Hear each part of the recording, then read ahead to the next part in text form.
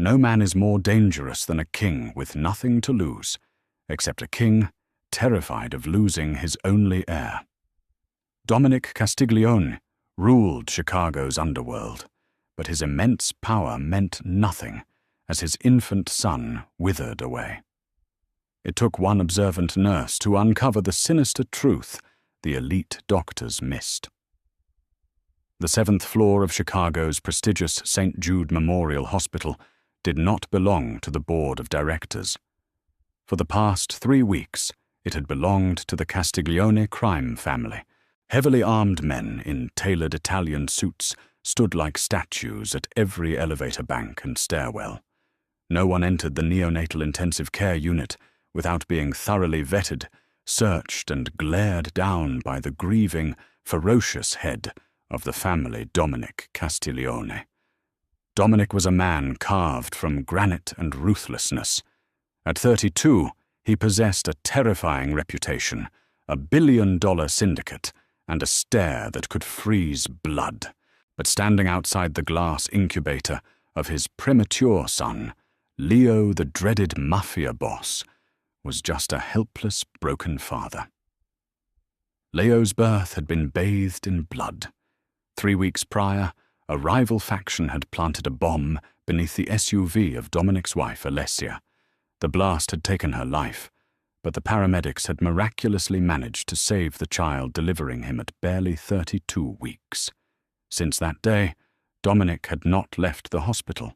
He barely slept, fueled by a dangerous cocktail of grief espresso and an overwhelming need to protect the only piece of Alessia he had left.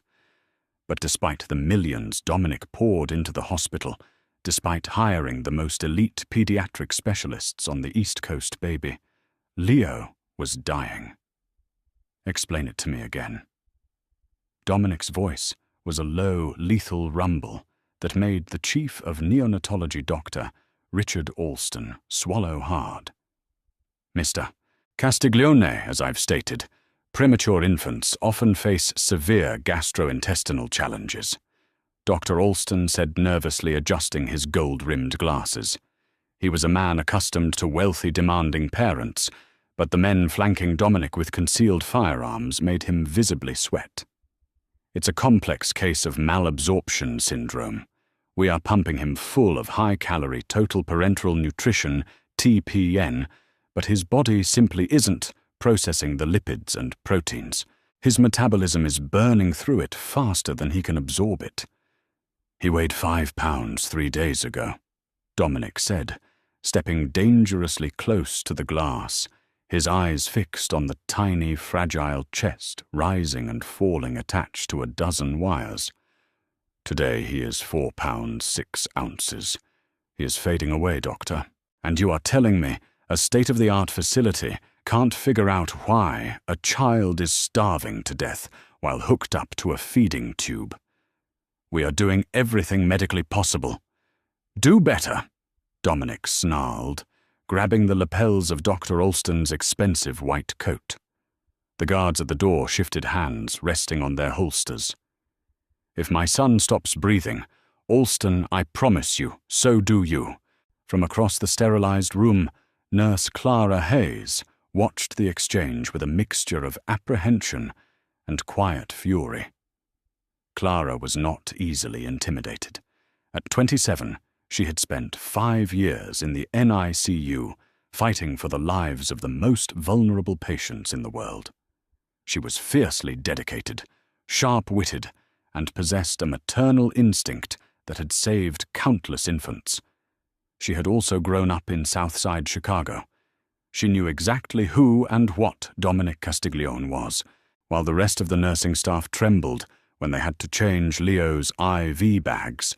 Clara treated Dominic like any other stressed parent with firm professional boundaries. Mr. Castiglione, Clara said, her voice cutting through the heavy tension in the room. She walked over carrying a fresh stack of sterilized blankets. Let go of the doctor. You're raising the ambient stress in the room, and Leo's heart monitors are spiking. Dominic froze. He turned his dark, hollowed eyes toward the young woman in the pale blue scrubs. For a second, The room held its collective breath, waiting for the Mafia boss to erupt. Instead, Dominic glanced at the monitor, saw the baby's heart rate climbing, and slowly released his grip on the doctor's coat. Dr. Alston scrambled backward, gasping for breath. I'll go review the lab results again," he stammered, hurrying out of the ward. Dominic ran a heavy hand over his face, looking entirely defeated. "He's slipping away from me, Clara," he murmured, using her first name for the first time. Clara softened, stepping up to the incubator. She reached through the porthole, gently resting her sanitized gloved finger against Leo's tiny palm. The baby instinctively wrapped his microscopic fingers around it. "I know it looks terrifying, Mr. Castiglione. But Leo is a fighter. Call me Dominic," he said, quietly, watching her interact with his son. He noticed the way Clara looked at Leo, not with the clinical detachment of the doctors or the terrified pity of the other nurses, but with genuine protective warmth. "Why is he losing weight? Clara, tell me the truth. Is Alston right?" Clara hesitated. She had been reviewing Leo's charts meticulously for the past 48 hours. Something about the baby's decline was gnawing at her instincts. Premature babies with malabsorption issues usually showed other signs: severe bowel distress distension or specific liver enzyme spikes. Leo had none of those. He just had a steady, relentless caloric deficit, as if the food he was receiving was entirely void of nutrients. "I don't know," Clara admitted, her brow furrowing. "But I'm going to look into it. I promise you, Dominic, I won't let anything happen to him on my watch." That night, long after Dominic had finally collapsed into a fitful sleep on the leather sofa in the private waiting room, Clara sat at the nurse's station, cross-referencing Leo's blood panels with his feeding schedule. She pulled up the digital logs. The baby was receiving a specialized TPN bag every 12 hours.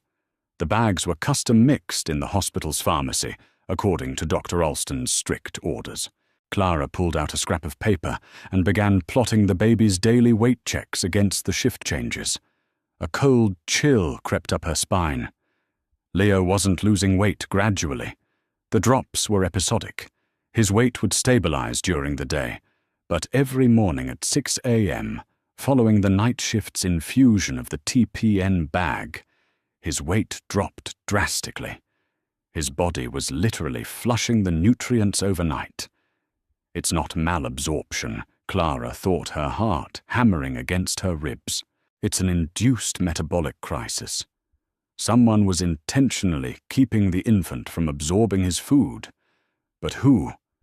And more importantly, how the realization hit Clara like a physical blow. The secure wing was flooded with Dominic's men. A physical attack on the baby was impossible, but a chemical one that could bypass all the muscle and guns in the world. She needed proof. Accusing the chief of neonatology of harming a Mafia don's baby without hard evidence was a death sentence for her, and likely for the doctor. She needed to know exactly what was in those IV bags. At 3 a.m., the ward was deathly quiet, save for the rhythmic beeping of the monitors. Clara quietly left the nurse's station and made her way to the secure medical refrigeration room where the TPN bags were stored. She swiped her keycard. The heavy door clicked open. Inside, the sterile, cold air bit at her cheeks. She found Leo Castiglione's designated shelf. 2 fresh bags of milky white liquid sat there, prepped for the morning and evening feeds. Clara lifted one of the bags, holding it up to the fluorescent light. It looked perfectly normal. The barcode matched the seal was intact. She ran her thumb along the plastic seam. There. It was almost microscopic, hidden brilliantly behind the pharmacy's printed label. A tiny pinprick puncture mark sealed over with a dab of clear medical-grade adhesive. Someone had injected something into the bag after it had left the pharmacy. Clara quickly pulled a sterile syringe from her pocket, drew a small 5 cubic centimeter sample of the milky fluid and slipped the vial into her scrub pocket. She would run it through the mass spectrometer in the basement lab herself. As she stepped out of the refrigeration unit, she collided with a solid wall of muscle. She gasped, stumbling back. Dominic Castiglione stood there in the dimly lit hallway, the shadows casting harsh angles across his face. He looked dangerous, a stark contrast to the broken father she had seen hours earlier. "What are you doing, sneaking around the supply room at 3 in the morning?" "Clara." Dominic's voice was velvet and steel. Clara's hand instinctively brushed her pocket, where the vial was hidden.